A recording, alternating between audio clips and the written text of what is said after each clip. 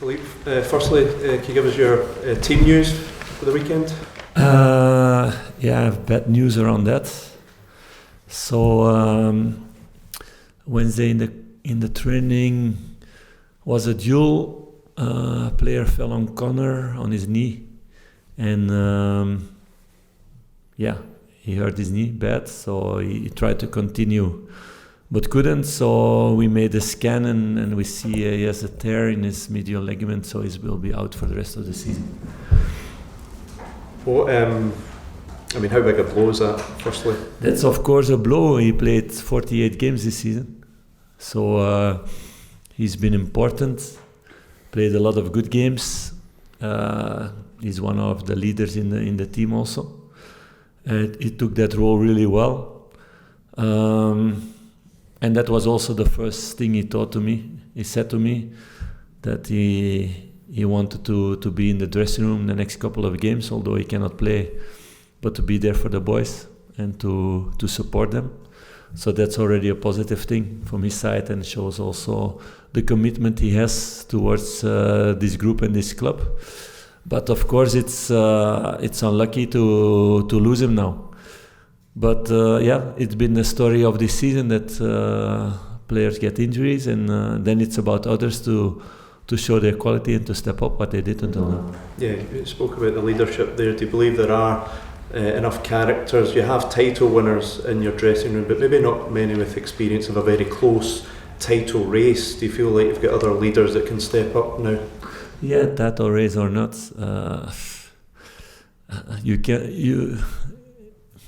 we have enough leaders, I'm sure of that, to be clear about that. But you become also leader by getting experiences, by getting things like now. And it's true that not many were in a title race before, but maybe other players were a lot, like I had in the past with some players, and there were no leaders because of that, because they were in a title race before 5 times, but there were other players who took leadership. So no, I think we have enough of those in the group, and I feel a lot of hunger in the team also to keep on chasing what we've been doing almost all year. One moment we were shortly above, but the rest we've been chasing, because it's been from October it was 7 or 8 points. So we're still the team who took most points in all that period, and we will keep on focusing on ourselves and trying to get these 3 points every time. What is of course a challenge in these playoffs, I call it playoffs, you guys call it same? Top 6 games or whatever. It's about the best teams playing against each other, so there's more chance of losing points. Kilmarnock has a good track record, so they won this season 3 Old Firms, 2 against Celtic, 1 against Rangers. I had the luck that we won the 2 games, not only luck, but because we did the right things in that game. And they played 1 draw also against Celtic, so every game will be tight. We saw it in St Mirren, we saw it in Dundee. It was not a big difference. We both took the points. I think if you look at the stats, that we were further to get 3 points than Celtic was in the 2 games. So it will be like this every game until the end. That's the nice thing about playing with the best teams against each other, and all respect also to all the teams who are in the top 6. They deserve to be there also, and they showed the last couple of months. You said Red Van Yilmaz and Ryan Jack would be starting training this week. Has that been the case? That's been the case, yeah, that partly they trained with the team, yeah. Are they available for the weekend? We need to see tomorrow. Ritvan maybe, Ryan not yet. He's too far away for that, to have a few trainings and then to be available for the squad. So for sure he will need more time than Ritvan, but it's normal also, because Ritvan has been He's been long time out, but less long than Ryan. Do you have a time scale on Connor in terms of next season as he get back for pre-season? Pre-season he will be back, and he told me also that he's happy about that, because last season he missed almost all pre-season. So it's been already quite a miracle that he played so many games and he was fit so much time. But yeah, this injury was really, really bad luck. In a duel, falling down with two players and somebody falling on your knee, it can happen always in that way. So that's really bad luck. There have been reports this week about Borna Barisic potentially signing a deal in Turkey. Is there anything you can say? There have been reports for months about a lot of players and a lot of things. So as long as nothing is official and I see the right things in the training and in the dressing room, players are selectable. And Borna will be in the selection tomorrow, what I've seen until now. If he steps into the building with another mindset tomorrow, that's something else, but I don't believe so. I see somebody who's serving this club already a long time and who's really hungry for more titles and more trophies. I think similar reports had said that John Lundstrom was also potentially in line for a move to Turkey as well. I know you've said that you want to keep him at the club and you feel he feels the same way. Has that situation changed at all? No, what I said, there's nothing official around that, so I'm not naive. The longer that things last, the more possibility that other people step in. But for the moment, apparently water is too deep between two sides. But I see Lunny every day in the same way than he was 2 months ago, 3 months ago, or 5 months ago. So he's fighting for the club and he's not busy with that. All these players are busy with winning trophies and doing the right things together. Otherwise, they would not be in the selection. Philippe, as the games run down and the points margin is still 3, do you still have to keep the belief that you can overtake Celtic? Of course. Of course. As long as mathematically possible, of course it's possible.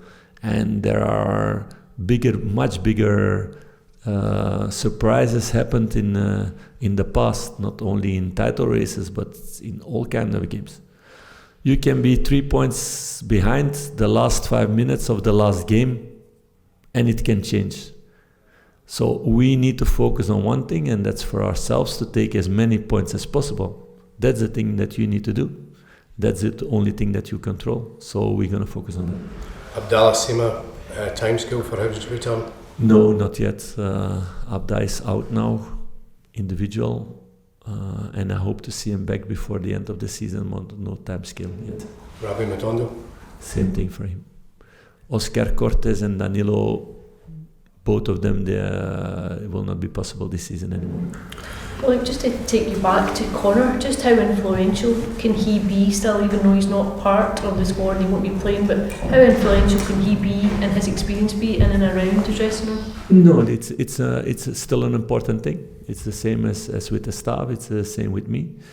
We cannot be on the pitch to give the decisive ball or to score the goal or to make the tackle, but you can say the right things. You can help people in their motivation, in their calmness, in their whatever they need at that moment. And he's part of this group. And I think it's also a good sign that somebody wants to be there for the team. I think it's a very good signal also. Stuart Kettlewell, the Motherwell manager, said yesterday that Scottish football would be better off without VAR. What's your opinion on VAR? Do you think the game would be better off without it? Do you support it? No, totally not. I totally don't agree with that. So I think last week or this week there was the report about VAR. If you see the moments that VAR made a mistake, that Rangers was most involved, were most mistakes against us this season, but that doesn't change my idea. Totally not. Totally not. I think there will always be a grey zone in decision making. There will always be some subjectivity, but because of VAR, there are less mistakes made than in the past. Nobody can deny that. But okay, of course, in moments it kills your excitement that you score a goal and you need to wait. But I prefer that than to have 3, 5, 10 more bad decisions during a season. So I want as much as possible an honest game and the right decisions. Will it be perfect? Will never be, because it will be decided by human beings who need to make a decision. And then also, not only that some rules are, they're not totally objective. And it's impossible also to make everything totally objective. But for example, the handball rule, I think it's something to discuss. That's another thing. But I think VR made the game more honest. So I will never be against it. Although we had the least advantage or the most disadvantage out of it this season, clearly. But still, my decision stays the same about that. And I think everybody needs to see it that way. You don't want to come anymore. I think if you stop with VR, then after a few months, everybody would say, the referee missed that. How is that possible? And with VR, they would have seen it, and then it was clearly a goal or a red card or whatever. So then you have the opposite side again. No, I'm totally pro VR, but I think it's important to keep on working on it. Like we need to work with the players on making things better, to make better protocols, to make it more clear towards managers, towards players, towards fans also, what is the decision making, why, all those things. And then more people will be pro VR, I think. You must have been pleased to see James Tavernier, Jack Butler nominated for the Player of the Year award and Oscar Goldson for the young player. For sure, because they were booed off the pitch 6 months ago, a few times. The club was not at the right place, so it's also a proof that there has been a good evolution made in the club. I see that Rasmus Kazland last season trained 5 times in all season with the first squad, and he's now nominated for that prize. That's a really positive thing for all academy and everybody who worked closely in the youth teams and in the first team with Ross, and from Ross himself also, the way he worked all this time.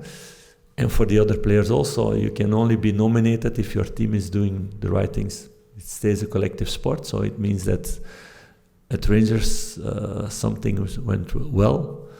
Not everything yet, we know, we're working hard on that to make it better and better and better, and to make it more consistent. I think it's been quite consistent. Pity of this 1 week where we lost points that we didn't have to lose, but now it's about looking forward. When you're in the midst of a title race and the teams are playing on different days, are you the type of manager that watches the game and keeps up to date with the score, or do you go away and distract yourself? Depends what the program is at that moment. Do I have work to do? Other things to do? That's mostly the case. Does my wife want something to do? Sometimes I need to listen to her also to stay married, because I work a lot. That can happen, and there are moments that both things are filled in, and I can watch the game. So I don't know yet what I'm going to do on Saturday. We will see.